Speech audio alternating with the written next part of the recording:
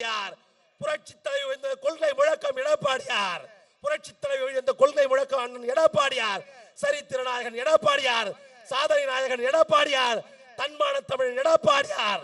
தன்மான தமிழ் எடப்பாடியார். கொள்கை முழக்கம் எடப்பாடியார். உழைக்கும் மக்களின் உரிமை நாயகன் எடப்பாடியார். உழைக்கும் மக்களின் உரிமை நாயகன் எடப்பாடியார். ஒடுக்கப்பட்ட மக்களின் உரிமை முழக்கம் எடப்பாடியார். பிற்படுத்தப்பட்ட மக்களின் உரிமை முழக்கம் எடப்பாடியார். புரட்சி தலைவரின் வழிவந்த எடப்பாடியார். வருங்கால தமிழகத்தின் முதல்வர் எடப்பாடியார். கொள்கை குன்று எடப்பாடியார். கடமை வீரன் எடப்பாடியார். கட்டுப்பாட்டின் சிகரம் எடப்பாடியார். கண்ணியத்தின் உருவம் எடப்பாடியார். தன்மான சிங்கம் எடப்பாடியார். தளராது கொள் கொடுக்கும் எடப்பாடியார். கழகங்களுக்கு வேட்டு வைக்கும் எடப்பாடியார். திராவிடத்தின் பிதாமகன் எடப்பாடியார். நமது ஒப்பற்ற தலைவர் எடப்பாடியார். உரிமை முழக்கம் எடப்பாடியார். புரட்சி தலைவரின் போர் முழக்கம் எடப்பாடியார். புரட்சி தலைவரின் போர் முழக்கம் எடப்பாடியார். புரட்சி தலைவரின் போர் முழக்கம் எடப்பாடியார். காவிரி தந்த சிங்க தலைவர் எடப்பாடியார். கொங்கு நாட்டு சீமையின் கொள்கை தலைவர் எடப்பாடியார். கொங்கு நாட்டு சீமையின் கொள்கை தலைவர் எடப்பாடியார். புரட்சி நாயகன் எடப்பாடியார். போர் குரல் எடப்பாடியார். மக்கள் குரல் எடப்பாடியார். மானத்தமிழன் எடப்பாடியார். மங்கா தமிழன் எடப்பாடியார். போர்க்குரல் எடப்பாடியார். உங்கள் தலைவன் எடப்பாடியார். எங்கள் தலைவன் எடப்பாடியார். மானத்தமிழன் எடப்பாடியார். மானத்தமிழன் எடப்பாடியார். மாசற்ற தலைவன் எடப்பாடியார். மக்கள் போர்க்குரல் எடப்பாடியார்.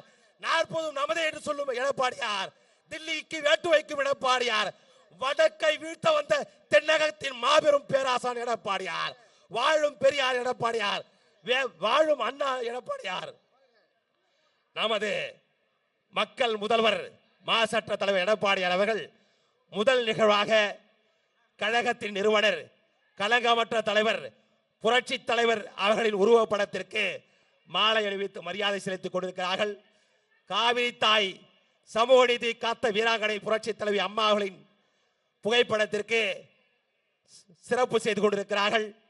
மறவோம் மறவோம், புதுச்சேரி மண்ணில் மாற்றத்தை உருவாக்குவோம் என்று அறிவு சகோதரர் ஜி தமிழ்வேந்தன் அவர்களை அனைத்து இந்திய அண்ணா திராவிட முன்னேற்ற கழக கூட்டணியுடைய வெற்றி வேட்பாளராக புதுச்சேரி நாடாளுமன்ற தொகுதியிலே நிறுத்தப்பட்டிருக்கின்றோம்.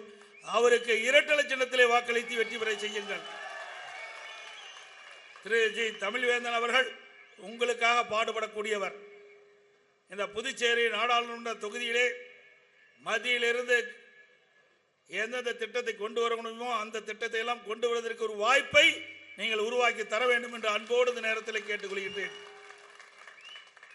கழகம் நாடாளுமன்ற தொகுதியிலே போட்டியிட்டு வெகு நாட்கள் ஆகிறது. இப்பொழுதுதான் அனைத்து இந்திய அண்ணா திராவிட முன்னேற்ற கழகத்தின் சார்பாக அன்பு சகோதரர் திரு ஜி தமிழ்வேந்தன் அவர்களை நிறுத்தப்பட்டுகின்றோம். அவருக்கு உங்களுடைய பொன்னான வாக்கினை இரட்டை லட்சணத்திலே வாக்களித்து வெற்றி பெற செய்ய வேண்டும் என்று அன்போடு இந்த நேரத்தில் கேட்டுக்கொள்ள விரும்புகிறேன். இன்றைக்கு புதுச்சேரியை பொறுத்த வரைக்கும் அது யூனியன் பிரதேசம். இதுல அதிகாரம் படைத்தது துணைநிலை ஆளுநர் தான். இன்றைக்கு ஒரு மாநில அரசாங்கமா செயல்பட முடியாத ஒரு சூழ்நிலை. இன்றைக்கு மக்களால் தேர்ந்தெடுக்கப்பட்ட அரசாங்கம் கைகட்டி வேடிக்கை பார்க்கின்ற அவல நிலை தொடர்ந்து இந்த புதுச்சேரியிலே இருந்து கொண்டிருக்கின்றது. ஆகவே இதையெல்லாம் நீக்க வேண்டும் என்று சொன்னால் நம்முடைய வெற்றி வேட்பாளர் அறிவு சகோதரி தமிழ்வேந்தன் அவர்கள் வெற்றி பெற செய்ய வேண்டும். இன்றைக்கு இந்த புதுச்சேரி தனி மாநிலமாக அந்தஸ்து பெற வேண்டும் என்றால் அதிமுக வெற்றி பெற வேண்டும். இவரோடு அறிவு சகோதரர் நம்முடைய தமிழ்வேந்தன் அவர்களோடு தமிழ்நாட்டை சேர்ந்த கிட்டத்தட்ட 39 நாடாளுமன்ற வேட்பாளர் போட்டியிட்டு வெற்றி பெறுவார்கள். கூட்டணி சேர்த்தி அவர்களும் அறிவு சகோதரர் தமிழ்வேந்தனும் இணைந்து இந்த புதுச்சேரிக்கு மாநில அந்தஸ்தை பெறுவதற்கு நாடாளுமன்றத்தில் அழுத்தம் கொடுத்து பெறுவார்கள். அது அதிமுகனால தான் முடியும், வேற எந்த கட்சியாலும் முடியாது.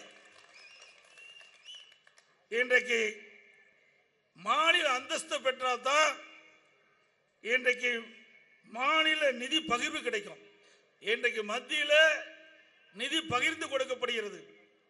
ஆனால் மாநில அந்தஸ்து இல்லாத காரணத்தினால இந்த மாநிலத்துக்கு கிடைக்க வேண்டிய அந்த நிதி கிடைக்காமல் போகிறது. இதையெல்லாம் கிடைக்க வேண்டும் என்று சொன்னால் நம்முடைய வெற்றி வேட்பாளர் வெற்றி பெற வேண்டும். வெற்றி பெற்றால்தான் நமக்கு விடுவி காலம் பிறக்கும். கிட்டத்தட்ட 43 ஆண்டு காலமா இன்றைக்கு காங்கிரசும் திமுக இந்த மாநிலத்தை ஆண்டு கொண்டிருக்கின்றது.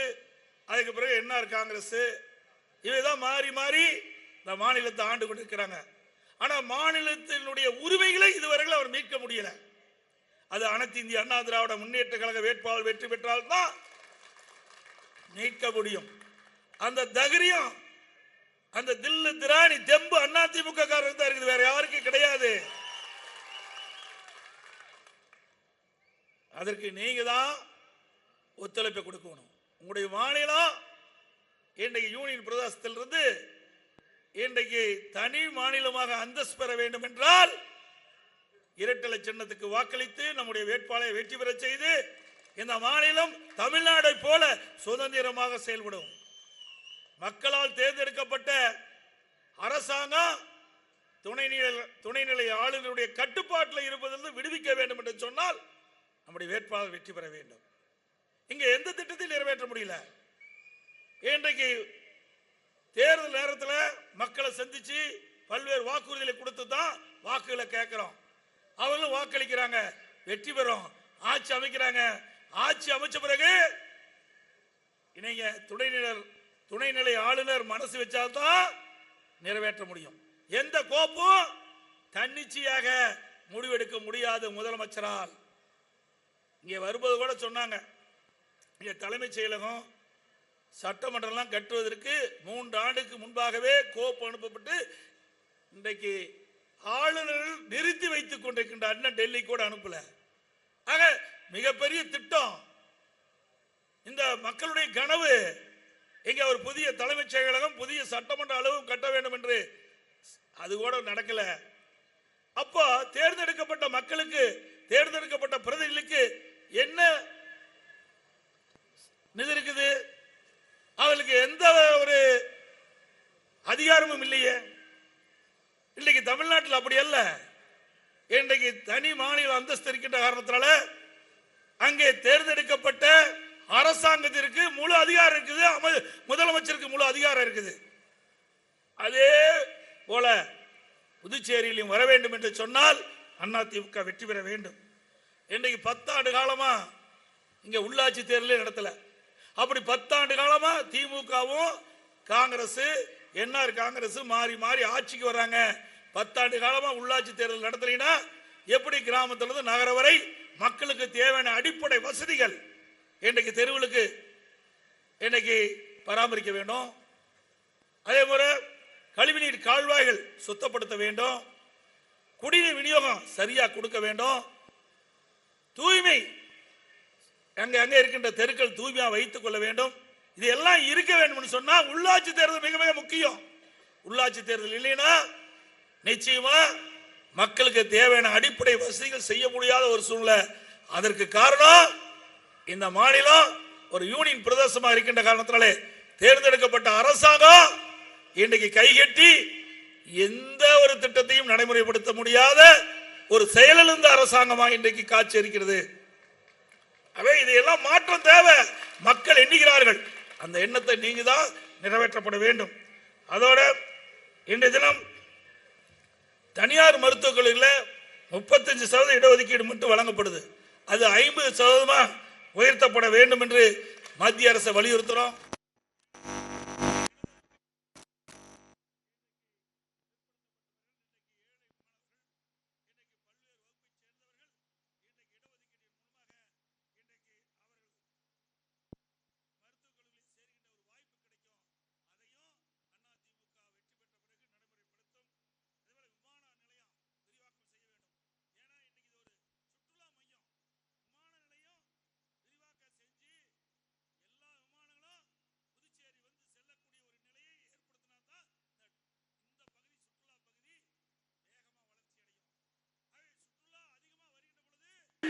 இன்றைக்கு இந்த புதுச்சேரி நகரம், இன்றைக்கு இந்த புதுச்சேரி மாநிலம் வளர்ச்சி அடைந்த ஒரு மாநிலமாக பார்க்கப்படும்.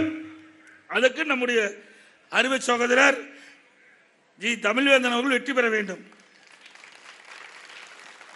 இன்றைக்கு புதுச்சேரியில் மாறி மாறி மத்தியில் காங்கிரஸ் ஆட்சி, இல்லைன்னா பாரதிய ஜனதா கட்சி ஆட்சி வரும். ஆனால் எந்த ஆட்சி வந்தாலும் புதுச்சேரி யூனியன் பிரதேசத்திற்கு தேவையான நிதி வழங்குவது கிடையாது. இங்க தேவையான நிதி இருந்தால் தான் இந்த புதுச்சேரியை டெவலப் பண்ண முடியும். இது ஒரு சுற்றுலா மையம். இதே அனைத்து இந்திய அண்ணா திராவிட முன்னேற்ற கழக வேட்பாளர் வெற்றி பெற்று வருகின்ற பொழுது ஒரு சிங்கப்பூர் போல இந்த புதுச்சேரி மாற்றி அமைக்கப்படும். இந்த பகுதி கூட 90 ஏக்கர் சொன்னாங்க. உப்பளம் பக்கத்தில் உப்பளம் அந்த பக்கத்தில் 150 ஏக்கர் இருக்குது. ஒரு அற்புதமான இன்றைக்கு ஒரு கண்காட்சி அமைக்கப்பட்டு இன்றைக்கு சுற்றுலா பயணிகளை ஈர்க்கக்கூடிய அளவிற்கு இந்த அமைப்பை ஏற்படுத்த முடியும். புதுச்சேரி இந்த நகரத்தை ஒரு அழகான நகரமாக உருவாக்க முடியும்.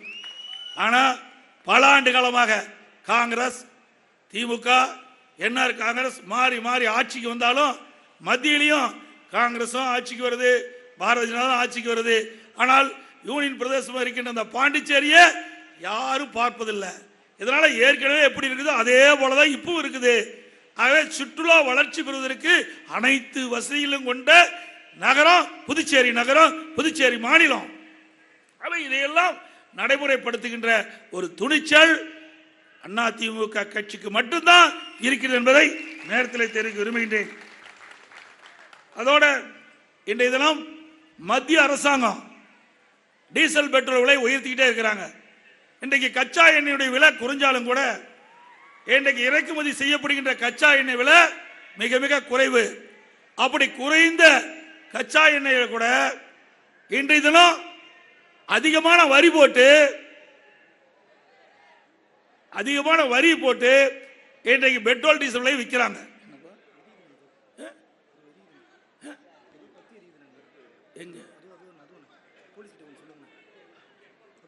தம்பி அங்க பாரு, ஏதோ ஒரு குடிசை என்னமோ எரிஞ்சிட்டு இருக்குது பாருங்க. ஹாஸ்டல் அப்ப அப்படியே கோருங்க தம்பி, நீங்க ஒன்றும் இல்லை, அதில் ஒன்றும் இல்லை. அங்கே வேற அது வேற, நீங்க அப்படியே கோருங்க. அதையும் பார்த்துட்டு இருக்கிறீங்க, அதெல்லாம் சம்பந்தப்பட்ட அதிகாரி அமைச்சிருவாங்க. அதனால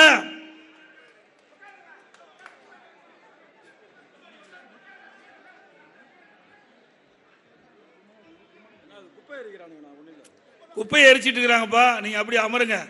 குப்பையை எரி விட்டு இருக்கிறாங்க.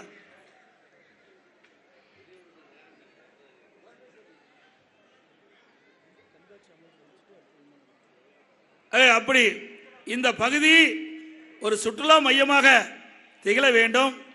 இன்னைக்கு இந்தியாவில் எங்க போய் கேட்டாலும் புதுச்சேரி என்று சொன்னால் அது ஒரு சுற்றுலா மையமாக இருக்குது என்று சொல்லுகின்ற அளவிற்கு பெயர் பெற்ற மாநிலம் இந்த புதுச்சேரி நகரம், புதுச்சேரி மாநிலம். அப்படிப்பட்ட இந்த புதுச்சேரி நகரத்திற்கு மத்தியில் ஆளுகின்ற பாரதிய ஜனதா கட்சியும் சரி, காங்கிரஸ் கட்சியும் சரி, இங்க புதுச்சேரியில் ஆட்சிக்கு வந்த காங்கிரஸும் சரி, திமுகவும் சரி, என்ஆர் காங்கிரஸும் சரி, அதுக்கு உண்டான முயற்சி எடுக்காத காரணத்தினால அதே பழைய நிலையில தான் தொடர்ந்து இருந்து கொண்டிருக்கிறது என்பதை நேரத்தில் சுட்டிக்காட்ட விளைகின்றேன். அது மட்டும் இல்லாம இன்றைக்கு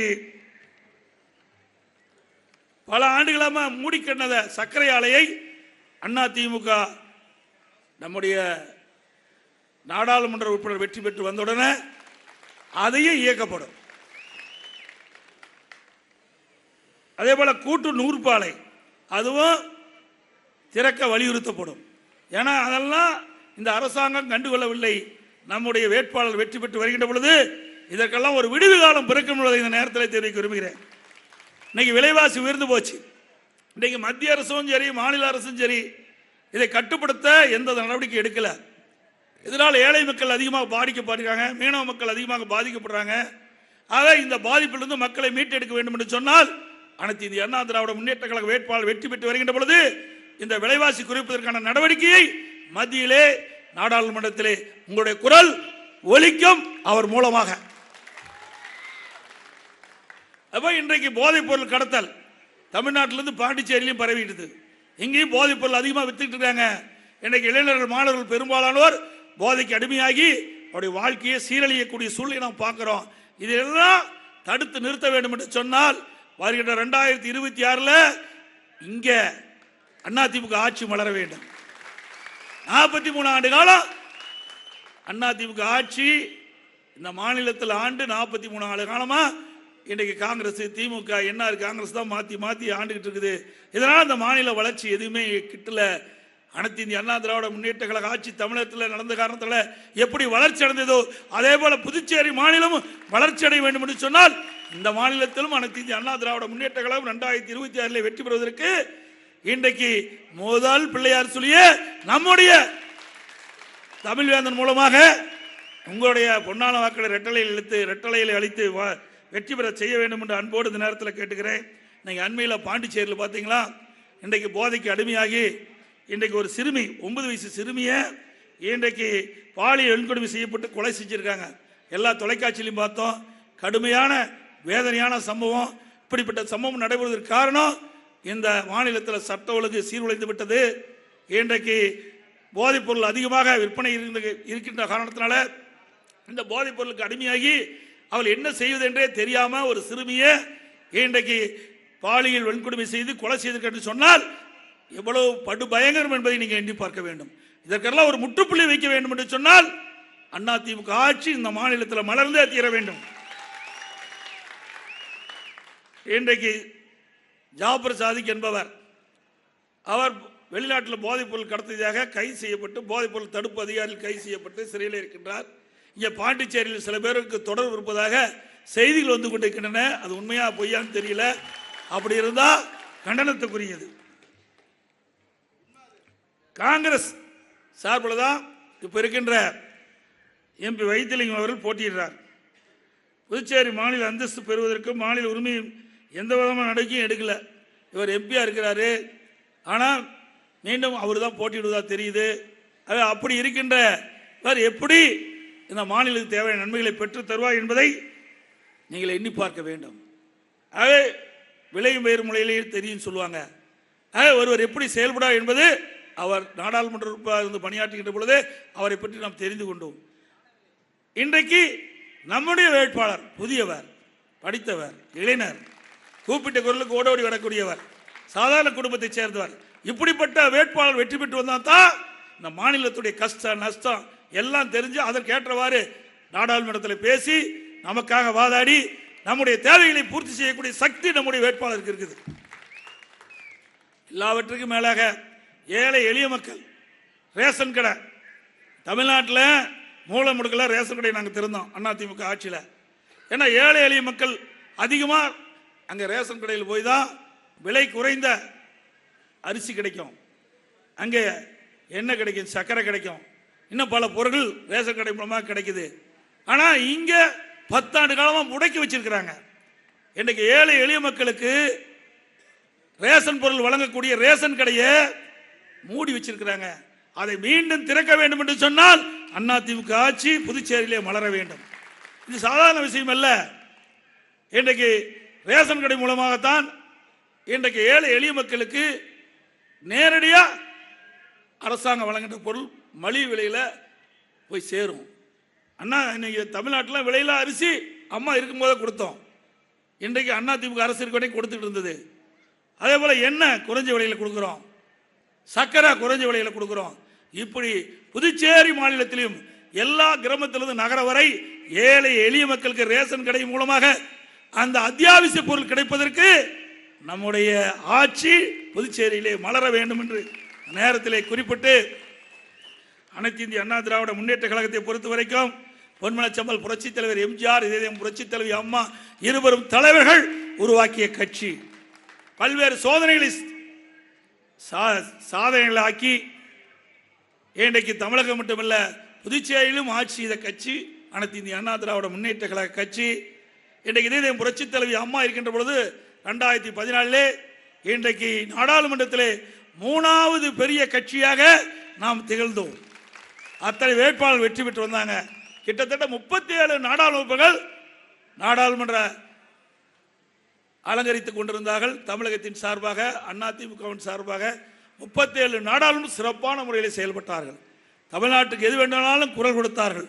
அதே போல நம்முடைய சகோதரர் ஜி தமிழ்ச்செல்வன் அவர்களும் வெற்றி பெற்று அனைத்து இந்திய அண்ணா திராவிட முன்னேற்ற கழக தமிழகத்தில் இருக்கின்ற நம்முடைய வேட்பாளர்கள் கூட்டணி வேட்பாளர் அவர்களும் வெற்றி பெற்று இருவரும் கிட்டத்தட்ட 40 நாடாளுமன்றத்திலே தகுந்த அழுத்தத்தை கொடுத்து புதுச்சேரி மாநிலத்திற்கு தனி மாநில அந்தஸ்து கிடைப்பதற்கு உரிய நடவடிக்கை எடுப்பார்கள் என்பதை நேரத்திலே தெரிவித்து எங்கே வருகின்றிருக்கின்ற அத்தனை பேரும் மிகச் சிறப்பாக எழுச்சியாக எங்கே உங்களை பார்த்தேன்.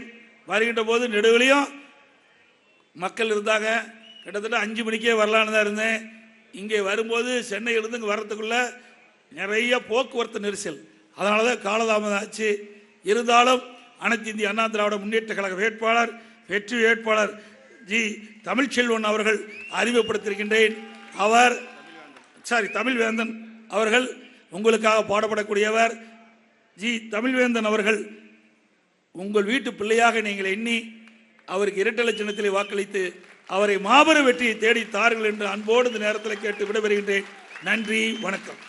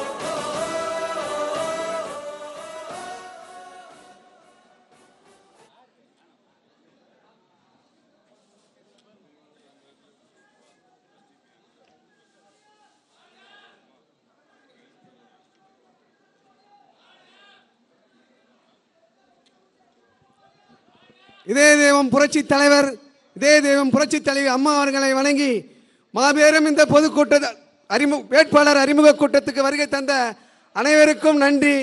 மேடையில் அமர்ந்திருக்கும் அனைத்து முக்கிய பிரமுகர்களுக்கும் நன்றி நன்றி நன்றி நன்றி.